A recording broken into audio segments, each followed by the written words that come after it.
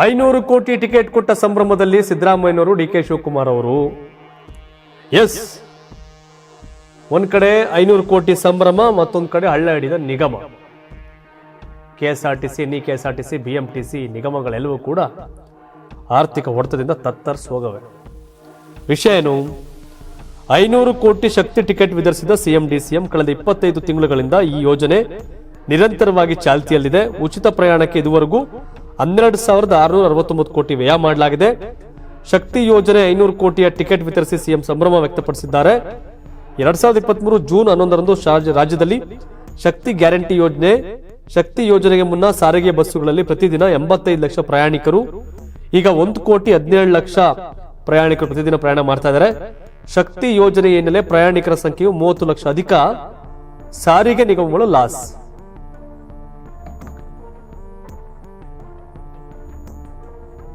ಒಂದು ಏರಿಯಾದಲ್ಲಿ ಬಡವ, ಶ್ರೀಮಂತ, ಮಧ್ಯಮ ವರ್ಗ ಅಂತ ಇರ್ತಾರೆ.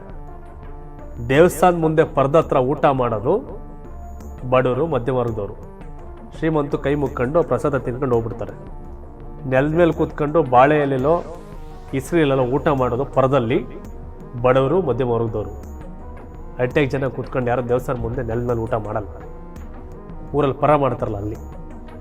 ಯಾಕೆ ಈ ವಿಷಯ ಹೇಳ್ತಾ ಇದ್ದೀನಿ ಅಂತಂದರೆ,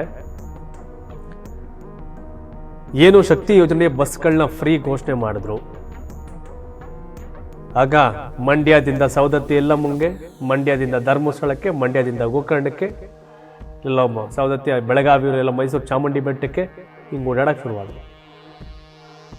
ಆಗ ಬೆಳಗ್ಗೆ ಎದ್ದು ಶಾಲೆಗೆ ಹೋಗೋ ಮಕ್ಕಳು, ಕೆಲಸಕ್ಕೆ ಹೋಗೋ ಗಂಡಸರು, ಇವರೆಲ್ರಿಗೂ ಸಮಸ್ಯೆ ಅಂತ ನಿನ್ನೆ ಅಷ್ಟೇ ಆರ್ ವಿ ದೇಶಪಾಂಡೆ ಮಾತಾಡಿದ್ರು. ಬಟ್ 12-13 ಸಾವಿರ ಕೋಟಿ ಖರ್ಚು ಮಾಡಿ ಸರ್ಕಾರ ಸಾಧನೆ ಮಾಡಿದ್ದೇನು ಅಂದರೆ, ಹಸಿದವ್ರಿಗೆ ಅನ್ನ ಹಾಕಬೇಕು, ಅವಶ್ಯಕತೆ ಇದ್ದವ್ರಿಗೆ ಹೆಲ್ಪ್ ಮಾಡಬೇಕು, ಅವಶ್ಯಕತೆ ಇದ್ದವ್ರ ಪರವಾಗಿ ಸರ್ಕಾರ ನಿಲ್ಲಬೇಕು. ನಿಗಮ ಮಂಡಳಿಗಳಲ್ಲಿ ಹೇಳರಿಲ್ಲ ಕೇಳರಿಲ್ಲ ಅಧ್ವಾನ ಎದ್ದು ಹೋಗಿದೆ. ಅಲ್ಲಿನ ವ್ಯವಸ್ಥೆ, ಡಿಪೋದು, ಬಸ್ ಸ್ಟಾಪು, ಎಂಪ್ಲಾಯಿಗಳ ಅವರ ಹಿತರಕ್ಷಣೆ ಲೆಕ್ಕಾಚಾರದಲ್ಲೆಲ್ಲ ಕೂಡ ಹಿನ್ನಡೆ ಆಗಿದೆ. 500 ಕೋಟಿ ಟಿಕೆಟನ್ನು ಕೊಟ್ಟು 500 ಕೋಟಿ ಟಿಕೆಟ್ ಕೊಟ್ಟು ಈಗ ಬಹಳ ಖುಷಿಯಾಗಿದ್ದಾರೆ. ದಿನಕ್ಕೆ 1,17,00,000 ಪ್ರಯಾಣ, 30 ಲಕ್ಷ ಜನ ಜಾಸ್ತಿ ಆಗಿದ್ದಾರೆ ಪ್ರತಿದಿನ. ಸಂಭ್ರಮ ಇದೆ. ಯಾವ ಕಾರಣಕ್ಕೆ ಜಾಸ್ತಿ ಆಗವ್ರೆ? ಅವ್ರೇನು ದುಡಿಯಕ್ಕೆ ಹೋಯ್ತವ್ರೇನು? ಆಸ್ಪತ್ರೆಗೋ ದುಡಿಯಕ್ಕೋ ಮತ್ತೊಂದಕ್ಕೋ ಅದು ಉಪಯೋಗ ಆಗಿದ್ದು ಒಂಥರ. ಬಟ್ ಶಕ್ತಿ ಯೋಜನೆಯಿಂದ ಜಾತ್ರೆ ಮಾಡ್ಕೊಂಡು, ಯಾತ್ರೆ ಮಾಡ್ಕೊಂಡು, ಪ್ರವಾಸ ಮಾಡ್ಕೊಂಡು, ಟೂರ್ ಮಾಡ್ಕೊಂಡು, ದಿನನಿತ್ಯ ಅಗತ್ಯ ಸೇವೆಗಳಿದ್ವಲ್ಲ, ಅಗತ್ಯವಾಗಿ ಓಡಾಡೋರು, ಅವ್ರ ಸಮಸ್ಯೆ ಆಗಿದೆ.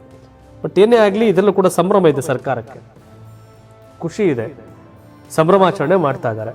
ಬಟ್ ಲಾಜಿಕ್ ಆಗಿ ಯೋಚನೆ ಮಾಡೋದಾದರೆ, ಯಾರಿಗೆ ಕಾಲೇಜ್ ಸ್ಟೂಡೆಂಟ್ಸ್ಗಳಿಗೆ ಫ್ರೀ ಕೊಡಬೇಕಾಗಿತ್ತು, ಅವ್ರ ಪ್ರೈವೇಟು ಗೌರ್ನಮೆಂಟು. ಸ್ಟೂಡೆಂಟ್ಸ್ಗಳಿಗೆ ಫ್ರೀ, ಹೆಣ್ಮಕ್ಳು ಗಂಡ್ಮಕ್ಳಿಗೆಲ್ಲ.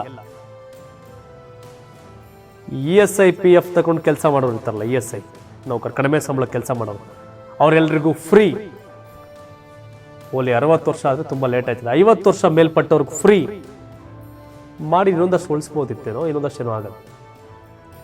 ಆದರೆ ಹೆಂಗಸರಿಗೆ ಫ್ರೀ ಅಂತ ಗಂಡಸರ ಸಿಟ್ಟನ್ನು ಮೈ ಮೇಲೆ ಎಳ್ಕೊಂಡ್ರು. ಶಿವು, ನೀನು ಗಂಡಸು ಅನ್ನೋ ಕಾರಣಕ್ಕೆ ಹಿಂಗೆ ಹೇಳ್ತಿದ್ದೀನಪ್ಪ, ನಿಮ್ಗೇನೋ ಸಿಗ್ತಿಲ್ಲ ಅಂತ ಅನ್ಕೋಬೇಡಿ. ಯಾಕಂದರೆ ಬಹುತೇಕ ಗಂಡಸರ ಸಮಸ್ಯೆ ಇದೇ ಆಗಿದೆ, ನಂದು ಅಂತಲ್ಲ. ನಾವೇನು ಬಸ್ಸಲ್ಲೇನು ಓಡಾಡಲ್ಲ. ಆದರೆ ಸರ್ಕಾರ ಒಂದು ಯೋಜನೆಯನ್ನು ಸರಿಯಾಗಿ ನಿಭಾಯಿಸಬೇಕಾಗಿತ್ತು. ಅದು ಹೇಳಿದ್ನಲ್ಲ, ಯಾರಿಗೆ ಅವಶ್ಯಕತೆ ಇದೆ ಅವ್ರು ಕೊಡಬೇಕಾಗಿತ್ತು ಅಂತ. ಬಟ್ ಇನ್ಯಾವು 25 ತಿಂಗಳು 500 ಕೋಟಿ ಟಿಕೆಟ್ ಕೊಟ್ಟವ್ರು. ಇವತ್ತು ಇನ್ನೊಂದು 25 ತಿಂಗಳಾದ್ಮೇಲೆ 1,000 ಕೋಟಿ ಕೊಡ್ತಾರೆ.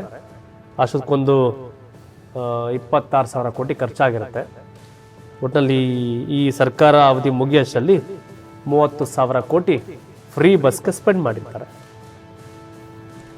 ಸೊ ಹಾಗಾಗಿ ಜನರು ಅವತ್ತು ಓಟ್ ಹಾಕ್ಬೇಕಾದ್ರೆ ಡಿಸೈಡ್ ಮಾಡ್ತಾರೆ. ಡಿಸೈಡ್ ಮಾಡಕ್ಕೆ ನಾವ್ಯಾರು? ಆದರೆ ಒಂದಷ್ಟು ಜನರ ಅಳಲಿತ್ತು, ಬೇಸರ ಇತ್ತು, ಅಭಿಪ್ರಾಯಗಳಿತ್ತು, ಅದನ್ನು ತಿಳಿಸೋ ಕೆಲಸ ಅಷ್ಟೇ.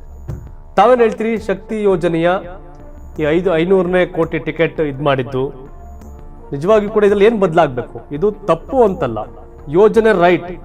ಬಟ್ ರೈಟ್ ಪೀಪಲ್ ಸಿಗ್ತಿದ್ಯಾ? ಏನು ಕತೆ? ಇದ್ರಲ್ಲಿ ಏನು ಮಾಡಿಫೈ ಆಗಬೇಕು, ಏನು ಚೇಂಜ್ ಆಗಬೇಕು? ಸ್ಟೂಡೆಂಟ್ಸ್ಗಳಿಗೆ ಎಲ್ರಿಗೂ ಫ್ರೀ ಮಾಡಬೇಕಾ? 50 ವರ್ಷದ ಯಾರ್ತವ್ರು ಫುಲ್ ಫ್ರೀ ಮಾಡಬೇಕಾ?